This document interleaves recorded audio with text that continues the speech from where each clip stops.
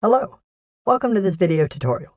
In a short time, we will get a general overview on all the features you need to know to start using Adobe After Effects CC Release 2019. Adobe After Effects is one of the most advanced video editing products, enhancing videos with outstanding visual and audio effects, text, and professional post-processing features. As other Creative Cloud products, this is available just under a subscription plan. To learn more about the other products inside Creative Cloud, check out our link inside the video description. When opening After Effects, the home screen page shows up, divided in several sections on the left. Under Home, you can get your first tutorial on how to use After Effects and more information about it if you need. As you work with After Effects, this page also shows your most recent projects, made at the bottom, under Recent. Under Learn, you can find several video tutorials dedicated to specific features. Use Sync Settings to sync and import your own settings. In addition, use New Project to start with a new After Effects project, or Open Project to open an existing one. In order to see how to use After Effects, let's start with a new project. The main interface is a workspace made by different windows, and also by several editing tools placed in the top left corner. In particular, you can use the Home button to come back to the home screen page if you need. All the windows and panels move and change according to the workspace chosen in the top right corner. In this video, we just use the default one, but you can also try the Learn workspace to open the Learn panel, collecting several tips and suggestions as you work with your project. In the central part, you have the preview called Composition Window, used to check your work in progress. Below, you have the project timeline, where you edit and manage all your media files imported. On the left and right sides, other windows collect several features and properties we will see. In case any window is missing, you can recover it by using the Window tab. Let's understand the basic structure of an After Effects project. This is made by several independent structures called compositions, representing single and custom videos made, starting from media files or footages, which can be audio, video files, or pictures. In this beginner tutorial, we will work with a single composition for simplicity. To add media files inside your project, just drag and drop these from any folder to the project timeline. All these imported files are also listed under the project window on the left, complete with file name, format, and size. These files are collected as simple links, so in case they are moved or deleted, they become offline and unavailable, with their name in italic style. You can recover any file by right-clicking on it and going to Replace Footage, File, browsing for the missing file in your computer. To start editing these files, you have to create a new composition first. Click on the New Composition button and use the New dialog box to adjust its settings, such as its name on top, and all its video and audio properties under Basic. Use Preset to pick a ready template to use and customize it as you like at the bottom, changing the video size with width and height, the frame rate, or video frames per second, the video resolution, and the maximum composition duration in seconds. Once you are ready, click on OK to create the composition. The new composition opens directly on both the timeline and the preview above, and is also listed inside the project window, just like a footage. In case you need to adjust again the composition settings, just right-click on it and go to Composition Settings. Once you have a composition open on the timeline, you can import your files by clicking and dragging these from the project window into the timeline. These are added as several rows called layers, with file name and properties on the left, and colored rectangles or clips on the right. extended in time as much as their content lasts, and with a different color depending on the kind of media file.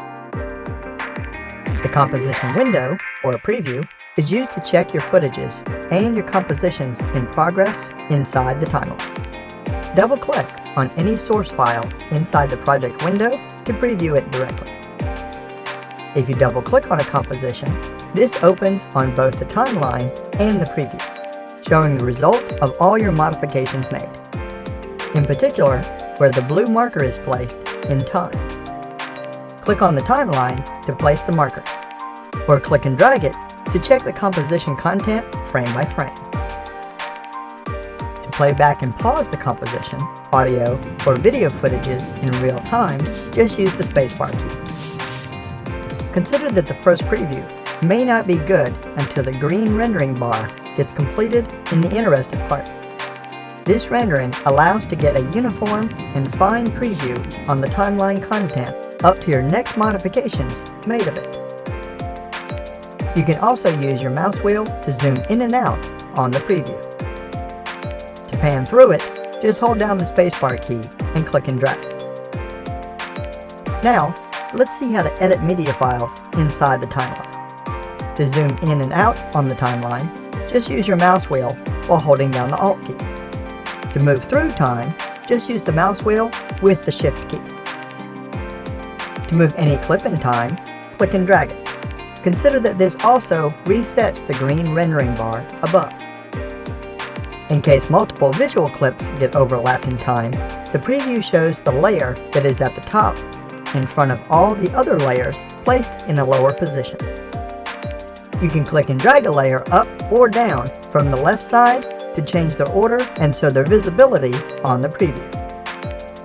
To stretch or shorten the duration of any clip in time, click and drag from its edges. Video and sound clips also show black corners, indicating that their content has a limited duration. This means that you can't stretch these indefinitely, and you cut part of their content if you shorten these. Another possible way to stretch and shorten your clips is to change their playback or speed rate. If you right-click on a clip and go to Time Stretch, you can set the stretch factor percentage, below 100%, to fasten the clip and make it shorter in time, or above 100% to slow the clip and make it last longer in time. This effect won't change anything regarding the clip content. Use Ctrl or Command and Z to undo any of your latest actions. To cut, copy, and paste any clip, select its layer from the left side and use Ctrl or Command and X, C, and V. You can cut a layer to remove and delete. When you paste, a new copy of the interested layer is made on a new layer row. On the extreme left, you have several options to manage each layer inside the composition. Use the eye icon to hide or show the visual content of a layer. The speaker icon to mute or unmute its audio content. And the solo button to hide all the layers except the interested one. Enable the lock button to block any possible modification on the layer content until you disable it. To rename a layer, just right-click on it and go to Rename. In addition, click on the gray arrow to show the full list of properties for each layer, depending on its kind of content. Audio layers have the audio section, where you can adjust the volume with audio levels and check the sound waveform under Waveform. Pictures and photos show the Transform section, used to adjust position, the content size with scale, its inclination with rotation, around a center called anchor point, and the transparency level with opacity. Video layers have both the audio and the transform sections. To edit these properties, click and drag on the blue values, or just click once on these to type in directly, applying with the Enter key. Click on Reset above to reset all the properties within the chosen section. To check your modifications, make sure to open the preview on the current composition and place its blue marker on the clip you want to modify. You can also use the main preview to modify your visual clips. With the selection tool enabled, select the layer interested and click and drag it to move it within the preview and use its nodes to scale it. With the rotation tool, you can click and drag the clip to rotate it. On the right, the Effects and Presets panel collects all the visual and audio effects available inside After Effects. Choose the effect from the list and drag and drop it on the interested layer. This will be added inside a new section called Effects, collecting all the effects and their properties applied on the layer. For the complete list of effects properties, use the Effect Controls window on the left. You can also use the FX icon to enable and disable each effect. To remove one indefinitely, just select it and use Ctrl or Command and X. The transitions are special visual effects used to introduce or end a clip. For example, at the end of a clip, place the blue marker where the transition should start and enable the timer button next to completion. Then, at the end of the clip, change the completion property from 0 to 100%. You can also add transitions at the beginning of the clip with the difference that the completion percentage goes from 100% to 0% in time. And you can edit and manage its properties just like the other effects. Inside After Effects, you can also add pieces of text with the Type tools. Enable any Type tool and click and drag on the preview to create a text box, used to delimit the text content. Then, type inside, horizontally or vertically, depending on the kind of Type tool you have chosen. In case you do not see text properly, make sure to enlarge the text box enough. The piece of text is represented on the timeline as a red text layer, which can be edited and managed as seen for other layers. You can also use the Transform section or the Selection and the Rotation tools to move, scale, and rotate text on the preview. To edit the text content and its properties, double-click on the text layer and use the Character window on the right to adjust the font family, size, distribution, style, and color. Consider that these changes are applied just on the selected piece of text you have on the preview. Now let's see how to save and export your work. To save your current project, go to File and then to Save As twice, setting file name and location.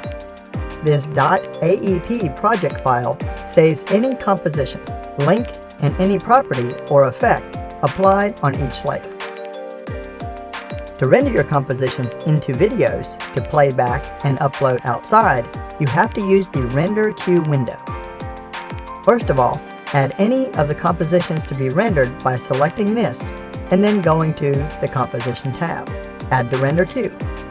This composition will appear inside the Render Queue window with all its default rendering settings. Under Render Settings, choose Quality, Resolution, and Frame Rate to use. The video size is indeed fixed by the composition settings. On Output Mode, choose the file format to use and the color code below. You can also resize and crop the video if you need. At the bottom, set the audio sample rate and its depth. On Output 2, set the video name and where to save it. Once defined, the composition gets the queued status and is ready to be exported. At this point, enable it on the left and click on the Render button to start rendering.